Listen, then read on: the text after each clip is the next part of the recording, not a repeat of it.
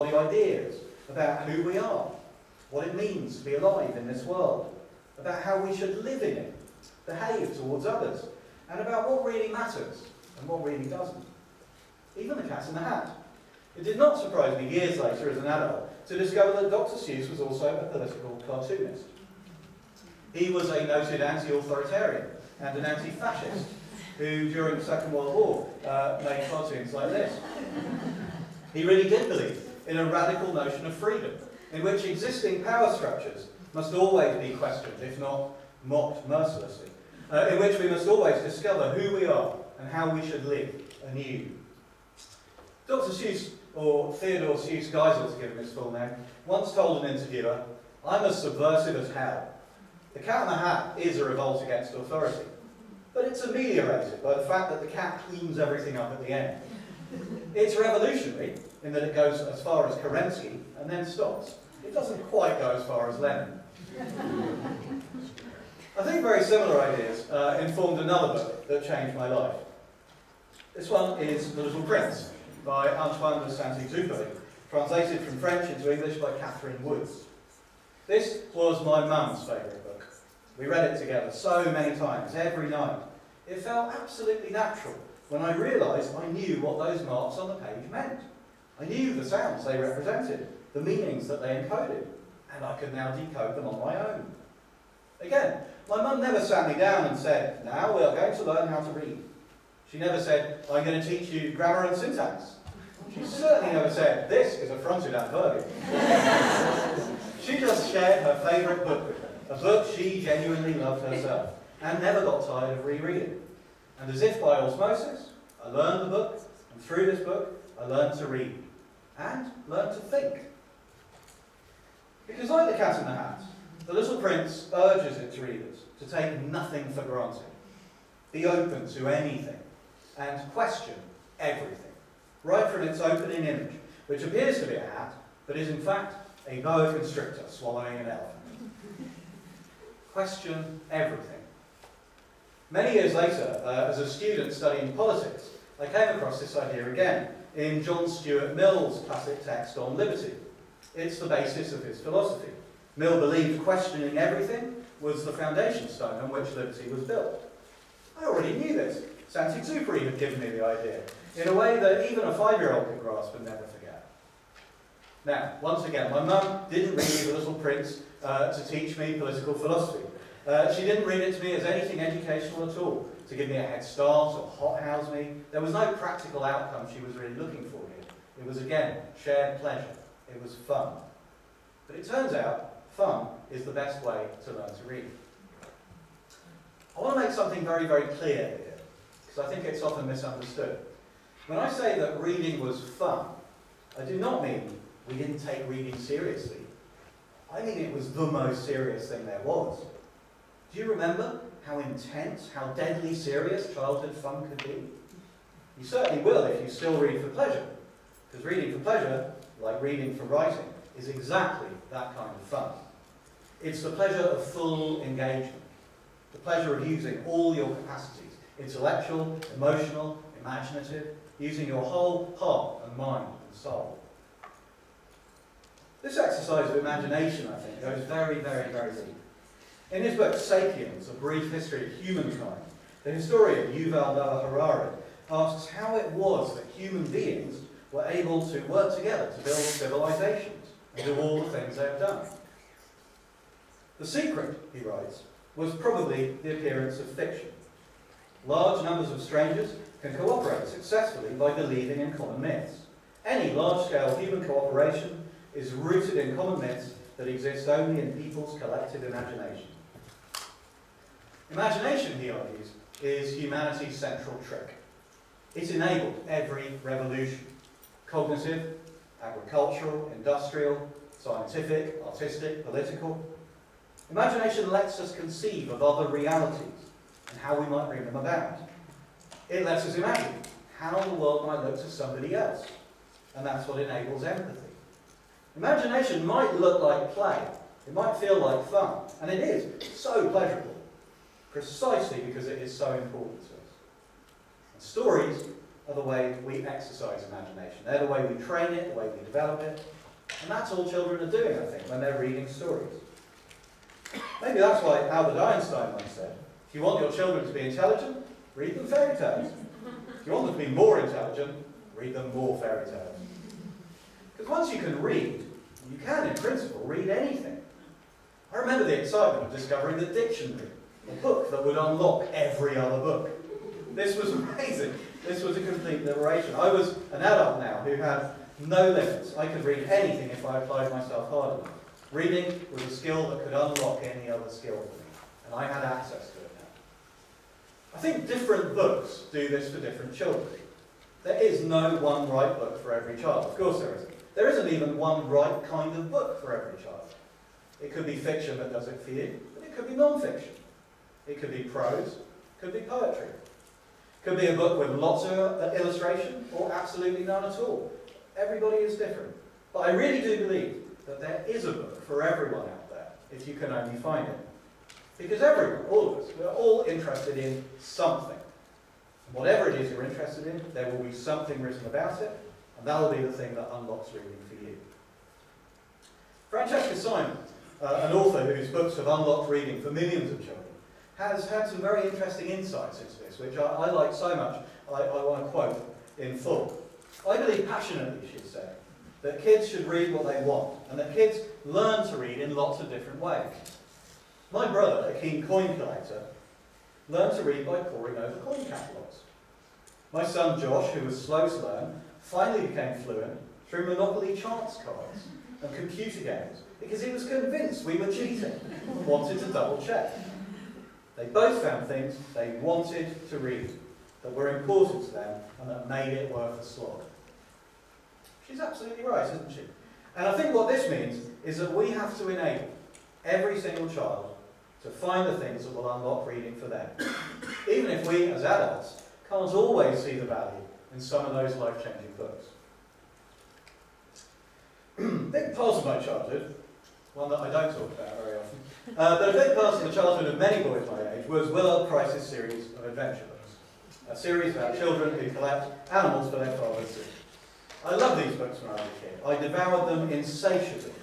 I remember the first time I read a whole Willard Price book in a day, cover to cover. The sense of achievement was incredible, possibly greater than any I have experienced since. I had read a whole book in one day. I was a proper grown-up reader now. Of course, when I read Willard Price as an adult, an actual grown-up reader, I was horribly disappointed and actually embarrassed by them. For one thing, the politics haven't dated well at all. But leaving that aside, these books seem so formulaic and predictable. You can see it from the spines. They are all the same. That didn't matter when I was a kid, for some reason. I actually liked the fact that I knew what I was getting. Willard Price always delivered. I don't think I was looking for great literature or variation. I don't think Willard Price was either. I think he just wanted to give his readers what they wanted, and that's what he did time and time again. As I say, I don't talk about Willard Price much these days. But one thing I do talk about a lot, based on this experience, is that the best way to get kids to love reading is to let them read things that they love. It's that simple. I think if a child is reading and enjoying a book, whatever you might think of it, it is completely wrong for an adult to dismiss the book, say it's no good, say it's too young for that child, or too silly. By all means, get kids excited about and interested in books you think are really great. That's brilliant. Do that. But please never ever belittle or dismiss their own choices. Because choice is maybe the most crucial aspect of becoming a reader. An autonomous, lifelong reader, as Teresa was saying. The kind of reader we want all kids to be. An independent reader. An independent thinker who can then go out there and find all the other books on their own. But beyond all that, there is very likely a lot more going on in a children's book than is readily apparent to the jaded adult eye. I'm ashamed to say I've made this mistake myself as an adult. I have dismissed books that I've later come to see the value in. I remember dismissing Captain Underpants without even reading it, largely because of the title, which just didn't appeal to me at all. But then one day I heard Michael Rosen describe Captain Underpants as polysemic, multimodal, and intertextual. And I thought maybe I should give it a go after all. So I did, and I couldn't stop. He's absolutely right. Captain Underpants is brilliant. There are layers and layers and layers in Captain Underpants, and it's awful. So sometimes I think we need other people to help us find books, even as adults. And I think that is a very good example of how to do it. Just communicate your enthusiasm and they will pick up on it. And that is how I found perhaps the most important book of my childhood, the one book that I reply when kids ask that impossible question, what is your favourite book of all time? How can you say? I could spend the whole hour talking about my favourite books of all time. But if I have to pick one, it's this one. Watership Down by Richard Adams. This was the book that began my journey from being a reader to becoming a writer. And this was a book that was recommended to me by an adult. I remember I was 8 years old when my mum came to me one day with this book in her hand. Watership Down, for anyone who doesn't know, 500 pages long. This was a gigantic book. She said, I've just read this book, I think it's amazing, I think this is the best book ever, you have to read it. Well, even as an experienced Willard Price reader, I felt a little daunted by the size of this thing. But she must have seen the look on my face, because she immediately said, don't worry, it's fine, if you don't like it, you do not have to read the whole thing. It's okay. But please, give it a go. Try page 1, see what happens. Okay, I said. I opened up the enormous book, started to read from that very first page, couldn't stop. And as I read the adventures of those rabbits, I thought to myself, my mum was right. This really is the best book ever. I also remember thinking that one day, I wanted to try and write something that was even half as good as this. That would be a really good thing to do with my life. And that moment, the very first moment I can remember in which I imagined myself as a writer, that moment has defined everything else that has followed in my life, because that is what I've been trying to do ever since. It's worth pointing out here that Watership Down was not a book I encountered at school, but I was much more deeply engaged with it than anything we were doing at school. As I suggested at the start, I was not always the best behaved, most attentive or hardest working kid in the class. I was actually suspicious of anything that smacked of work.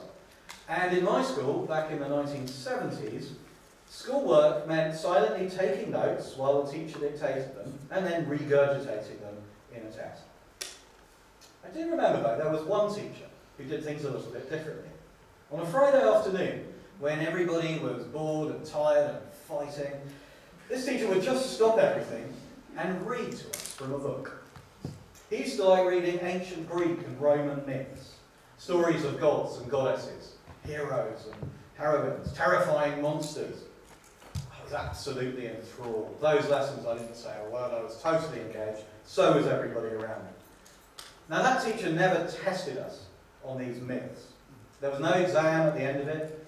There was no measurable outcome. There was no value whatsoever to those lessons if you were to try to measure value by any quantifiable means. But perhaps not everything that has value can be quantified. And perhaps not everything that can be quantified has value.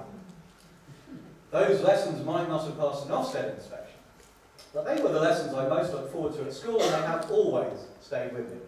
They gave me a foundation course in the mythic. I think underlies everything I write.